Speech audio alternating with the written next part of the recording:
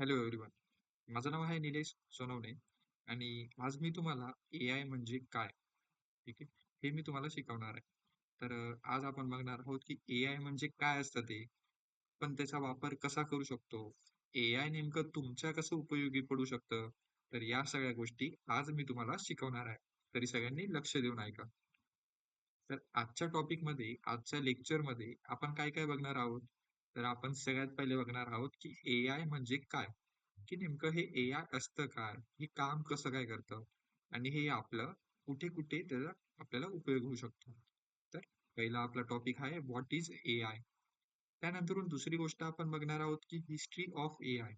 म्हणजे AIचं डेव्हलपमेंट हे सुरुवात कुठून झाली होती? इतकी पॉवरफुल टेक्नॉलॉजीचा सुरुवात कुठून झाली होती? हे आपण यामध्ये बघणार आहोत. त्यानंतरून आहे तिसरा टॉपिक ॲप्लिकेशन्स ऑफ AI. म्हणजेच AIचा वापर आपण कुठे-कुठे करणार आहोत. ते AIचा यूज आणि ॲप्लिकेशन्स पण बऱ्याचशा टेक्नॉलॉजीजमध्ये आज करत आहोत. तर त्या कोणत्या-कोणत्या आहेत आणि कोणत्या-कोणत्या टेक्नॉलॉजीजमध्ये आपण सेक्टर्समध्ये आपण AIचा वापर करू शकतो. तुम्ही करू शकता. त्यानंतरून चौथा पॉइंट आहे ह्युमन व्हर्सेस AI. म्हणजे आपल्यामध्ये आणि आर्टिफिशियल इंटेलिजन्समध्ये नेमका फरक काय आहे किंवा सारखं काय आहे, तर ते आपण बघणार आहोत. त्यानंतर आहे फ्युचर ऑफ AI. म्हणजे AIचं भविष्य. ओके. AI मध्ये अजून काय काय डेव्हलप होऊ शकतं, त्यामध्ये अजून काय काय नवीन नवीन गोष्टी येऊ शकतात, त्याबद्दल आपण थोडीशी मी तुम्हाला कल्पना देईन. तर चला तर मग आपण बघूयात व्हॉट इज AI. AI म्हणजे नेमकं काय असतं ते. तर तुम्ही सगळ्यांनी AI बद्दल आतापर्यंत बऱ्याचशा गोष्टी ऐकलेल्या असतील. ठीक आहे. जसं की AI जो आहे तो इंडस्ट्रीला चेंज करेल किंवा AIचा यूज केल्याने आपली बरीचशी कामं सोपी होत असतात. तर तुम्ही आतापर्यंत AI बद्दल बऱ्याचशा गोष्टी ऐकल्या असतील.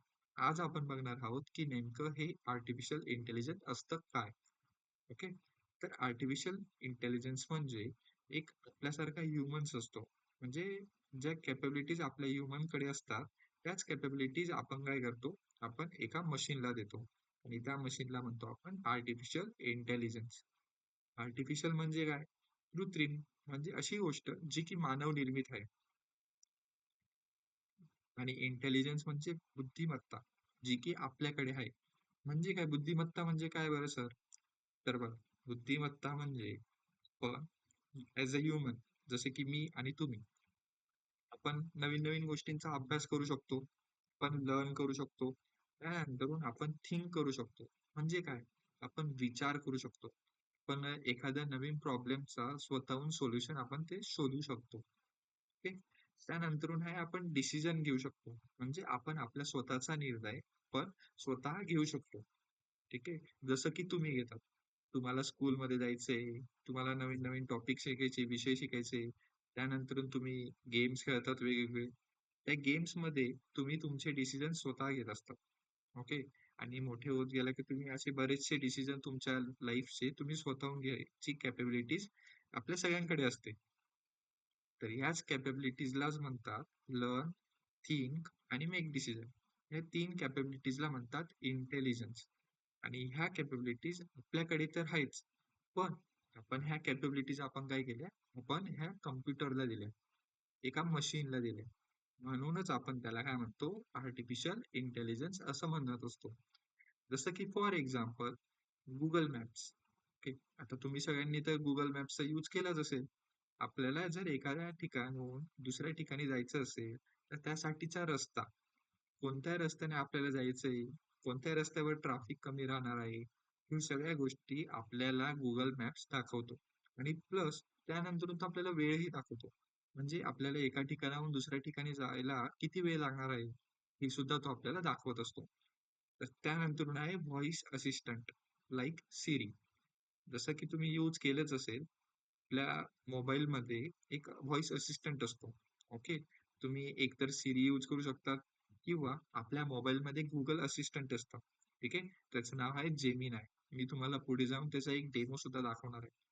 तर तो व्हॉइस असिस्टंट काय करतो? आपण त्याला जी गोष्ट आपल्या व्हॉइसने, आपल्या आवाजाने त्याला कमांड दिली ना, की तो ती ऐकतो, फॉलो करतो आणि ती अप्लाय करतो. म्हणजे काय? तर समजा आता मी जर व्हॉइस असिस्टंटच्या मदतीने मी जर त्याला सांगितलं, की बाबा माझ्या मित्राला कॉल कर, तर तो काय करेल? तो त्या मित्राचं नाव माझ्या फोन बुकमध्ये शोधेल आणि त्याला ऑटोमॅटिक कॉल सुद्धा करेल. म्हणजे काय? तर तो माझ्या व्हॉईसने, माझ्या आवाजानेच तो काय झाला? ऑपरेट करतोय. तर असे बऱ्याचशा गोष्टींमध्ये आपण एआयचा ऑलरेडी इम्प्लिमेंटेशन केलेलं आहे. त्याचा यूज आपण करत आहोत. ठीक आहे. तर आत्तापर्यंत आपण काय काय शिकलो? आतापर्यंत आपण बघितलं की एआय म्हणजे काय? ठीक आहे. एआय म्हणजे काय? तर कृत्रिम बुद्धिमत्ता. म्हणजे असा मशीन ज्याच्याकडे काय आहे? आपल्यासारख्या कॅपेबिलिटीज आहे. लर्निंगची, थिंकिंगची आणि डिसिजन मेकिंगची. ओके. आता त्यानंतर सगळ्यात महत्वाची गोष्ट काय आहे बरं ती? तर मशीनला आपण डेटाच्या मदतीने शिकवत असतो. म्हणजे हे जे एआयचे जे ॲप्लिकेशन्स असतात ना, त्यांना डेटाच्या मदतीने ते काय करतात? नवीन-नवीन गोष्टी शिकत जातात. ओके. त्या कसे शिकतात आपण ते पुढे जाऊन शिकणारच आहोत. पण एआय काय करतो? डेटाच्या मदतीने तो नवीन-नवीन गोष्टी ते अभ्यास तो करत जातो. ठीक आहे. जसा आपण, तुम्ही आणि मी आपण एखादा नवीन विषय जर आपल्याला त्याचा अभ्यास करायचा असेल, तर आपण काय करतो? बुक्सची मदत घेतो, टीचर्सची मदत घेतो किंवा Googleची मदत घेत असतो.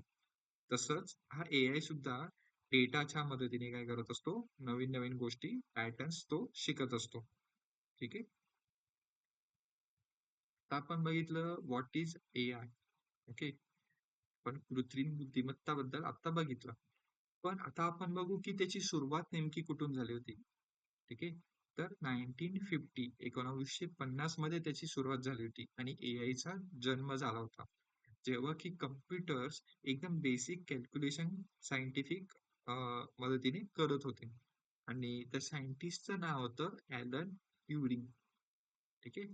तर त्याच्या मदतीने त्याने एक आयडिया, त्याच्या डोक्यात एक विचार आला, की मशीन जर आपल्यासारखं विचार करू शकलं तर? आणि मग त्याच्यावर त्याने काय केलं, एआय ची जी आहे ती त्याने सुरुवात केली. आणि मग त्याच्यानंतरून 1980s मध्ये एआय ची वाढ हळूहळू होत गेली. आणि आपल्याकडे नवीन-नवीन टेक्नॉलॉजीज, नवीन-नवीन छान-छान कम्प्युटर्स, पॉवरफुल कम्प्युटर्स आपल्याकडे येत गेले. त्यामुळे काय झालं, त्याची जी एआय ची जी सुरुवात होती, ती हळू डेव्हलप होत गेली. आणि त्यानंतरून 2000s मध्ये 2000 साली काय झालं, डेटाचं रिव्होल्यूशन आलं. म्हणजे काय? तर इंटरनेटचा वापर पूर्ण जगात पसरला. प्रत्येकाकडे मोबाईल आणि इंटरनेट पोहोचू लागलं आणि त्यामुळे मशीनला, एआयला शिकवण्यासाठी आपल्याला डेटा जो लागत होता, तो आपल्याकडे भरपूर प्रमाणात काय झाला, उपलब्ध झाला. त्यामुळे 2000s मध्ये डेटा रिव्होल्यूशन आलं आणि मशीनला शिकवणं सुद्धा काय झालं, इम्प्रूव्ह झालं. आणि त्यानंतर आज तुम्ही बघू शकता की एआयचा वापर सगळीकडे आहे. म्हणजे स्मार्टफोन्समध्ये आहे, कार्समध्ये आहे, हेल्थकेअरमध्ये आहे, एंटरटेनमेंटमध्ये आहे आणि जसं की तुम्ही आता मोबाईलमध्ये यूज करतच असाल, मोबाईल फेस अनलॉकचं फीचर म्हणजे आपला चेहरा त्याला दाखवायचा आणि तो काय होतो, अनलॉक होत असतो. ठीक आहे. तर हे सुद्धा काय आहे, एआयच्या मदतीनेच आपण करू शकत असतो. तर हे झालं एआयची हिस्ट्री. आता आपण बघू की एआयचा वापर कुठे कुठे होतोय किंवा आपण कुठे कुठे करू शकतो. तर मग सगळ्यात महत्वाची गोष्ट आणि फील्ड यामध्ये आहे हेल्थ केअर. हेल्थ केअर म्हणजे काय? तर हॉस्पिटल्स, जसं की बघा, डॉक्टर्स डायग्नोज करायला त्याला वेळ लागतो. एखादा डिसीज आहे, एखादा आजार आहे. तर डॉक्टरांना तो शोधायला किंवा तो ओळखायला बराचसा वेळ लागतो. आणि त्यामुळे काय होते, पेशंटची तब्येत खूप बिघडते. तर त्यामुळे इमिजिएट म्हणजे एआयच्या मदतीने डॉक्टर्स काय करू शकतात, पटकन तो आजार ओळखू शकतात आणि त्याच्यावर ते सोल्युशन ते शोधू शकतात. त्यामुळे काय होते, पेशंटची जी ट्रीटमेंट आहे ती एकदम व्यवस्थित होते आणि त्याला दुसरी काही हानी पोहोचत नाही. तर त्यामुळे एआयचा वापर जो आहे तो हेल्थकेअर इंडस्ट्रीमध्ये खूप महत्त्वाचा झालेला आहे आणि बरेचसे डॉक्टर यूज करतात. जसं की आपण एक्स-रे जो असतो पेशंटचा, ज्यामध्ये आपल्याला आपले बोन्स दिसतात, की जर कुठे फ्रॅक्चर वगैरे झालंय का नाही. तर अशा गोष्टी हे एआयला आता डॉक्टर देतात. ते एआयला देता, मग एआय काय करतो, स्कॅन करतो आणि मग तो डॉक्टरांना सांगतो, की बाबा या पेशंटचा इथे-इथे हाताला लागलेला आहे किंवा डिस्लोकेट झालेला आहे. तर हे झालं हेल्थ केअरचं. त्यानंतर एज्युकेशनचं. तर एज्युकेशनसाठी बघ, आपण पहिले काय यूज करत होतो, जर तुम्हाला काही डाऊट वगैरे आला, तर आपण Googleची मदत घेऊन आपल्या प्रश्नांची उत्तर आपण शोधत होतो. पण आज आपल्याकडे एआयचे टूल्स आहेत, जसे की ChatGPT. तर ChatGPTची मदत घेऊन आपण काय करू शकतो, त्याला फक्त आपल्या मित्रासारखं आपण त्याला चॅट करायचं, त्याच्यासोबत बोलायचं, मेसेज टाकायचं त्याला आणि तो आपल्याला फटाक्कन एकदम बरोबर त्या प्रश्नाचं उत्तर काय करतो, तो आपल्याला देतो. ओके. तर हे झालं एज्युकेशन इंडस्ट्रीमध्ये, म्हणजे ही इंडस्ट्री. त्यानंतर आहे ऍग्रिकल्चर, म्हणजे शेती व्यवसाय. तर शेती व्यवसायात कसं काय याचा वापर होतोय बरं? तर बघा, शेतकऱ्याला त्याच्या पिकांमध्ये काही औषधं वगैरे फवारणी करायची असते, तर त्यामध्ये पण एआय चा उपयोग करू शकतो. त्यानंतर शेती व्यवसायामध्ये सगळ्यात महत्वाची गोष्ट काय असते? हवामान असते. म्हणजे कधी पाऊस पडणार आहे, कधी किती ऊन पडणार आहे. तर ह्या सगळ्या गोष्टींचं काय करावं लागतं? शेतकऱ्याला लक्ष ठेवावं लागतं. तर ही सुद्धा एआयच्या मदतीने काय करू शकतो आपण? क्रॉप्सला मॉनिटर करू शकतो. म्हणजे पिकांचं आपण लक्ष ठेवू शकतो. त्यानंतरून आपण हवामानाचं प्रिडिक्शन करू शकतो. हवामान आपण ओळखू शकतो. त्यानंतरून आपण इरिगेशन म्हणजेच पाणी कुठल्या ठिकाणी किती कमी योग्य प्रमाणात पाणी पोहोचलं पाहिजे, त्यासाठी सुद्धा आपण एआयचा वापर करू शकतो. तर ह्या ऍग्रीकल्चर इंडस्ट्रीमध्ये सुद्धा अशा मोठ्या प्रमाणात काय होतोय, एआयचा वापर हा होतोय. त्यानंतर मोबाईल टेक्नॉलॉजीज, ज्याच्याशी की आपल्याला चांगलं माहिती असेल, जसं की व्हॉइस असिस्टंट लाईक सिरी, त्यानंतर गुगल असिस्टंट, त्यानंतर अलेक्सा, त्यानंतर आपल्याकडे बरेचसे जे आहे गुगल असिस्टंट वगैरे असे एआय चे टूल्स आपल्याकडे आहेत, ज्यांच्या मदतीने आपलं काय होतं, पण मोबाईलचा उपयोग योग्यतेने करू शकतो. तर हे झाले एआय चा रिअल वर्ल्ड ऍप्लिकेशन्स. त्यानंतर आता आपण बघणार आहोत ह्युमन्स वर्सेस एआय. ठीक आहे. म्हणजे काय, तर आपल्यामध्ये आणि त्या एआय मध्ये काय फरक आहे, ते आता आपण बघणार आहोत. तर बघा, ह्युमन्स मध्ये म्हणजेच आपल्यामध्ये आपण क्रिएटिव्हली आणि इमॅजिनेटिव्हली, म्हणजे आपण एखादी गोष्ट इमॅजिन करू शकतो किंवा क्रिएट करू शकतो. ठीक आहे, पण असा विचार करू शकतो आणि आपण ते बनवू सुद्धा शकतो. तसं एआय नाही करू शकत. एआय ला आपण जो डेटा दिलाय, त्या डेटावरूनच तो काही पण गोष्टी बनवू शकतो किंवा करू शकतो. आपला तसं नाही. आपण आपल्या ब्रेनचा उपयोग करून काय करू शकतो, एखादी क्रिएटिव्हली आणि इमॅजिनेटिव्ह गोष्ट आपण बनवू शकतो. त्यानंतर सगळ्यात महत्वाची गोष्ट, आपल्याकडे काय आहे, आपल्याकडे इमोशन्स आहेत. जसं की हॅप्पी, सॅड. ठीक आहे. म्हणजे आपल्याला जर खेळायला भेटलं किंवा आपली आवडती गोष्ट भेटली, तर आपल्याला कसं फील होतं, की आपल्याला हॅप्पी हॅप्पी फील होतं.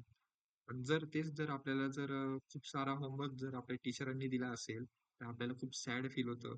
खूप अपसेट आपण फील करतो, की काय बाबा या सरांनी एवढा एवढा होमवर्क दिला, तर तोच करावा लागेल, मला खेळायला भेटणार नाही. तर या सगळ्या गोष्टी आपल्याला काय असतात, आपल्याला इमोशन्स असतात. त्यानंतर आहे, आपण आपल्याकडे कॉमन सेन्स असतो. ओके, नॅचरली म्हणजे काय चुकीचं आहे, काय बरोबर आहे, ते आपल्याला समजत असतं. त्यानंतर आहे, आपण आपल्यासाठी एक बेस्ट डिसिजन आपण घेऊ शकतो. पण तसं एआयचं नसतं. एआय एक्स्ट्रीमली फास्ट आहे, हे बरोबर. तो खूप फास्ट काम करतो. जसं की आपण नाही करू शकत. आपल्याला थोडा आरामाची गरज असते, झोपेची गरज असते. ओके. म्हणजे आपण कंटिन्युअसली एआय सारखं काय करू नाही शकत, काम नाही करू शकत. एआय कंटिन्युअसली 24 तास तो काय करू शकतो, काम करू शकतो न थकता. त्यानंतर एआय फ्युअर मिस्टेक्स, म्हणजे तो खूप कमी चुका करतो. कधी रिपिटेटिव्ह टास्क मध्ये, म्हणजे असं काम जे की तो घडी घडी करतोय.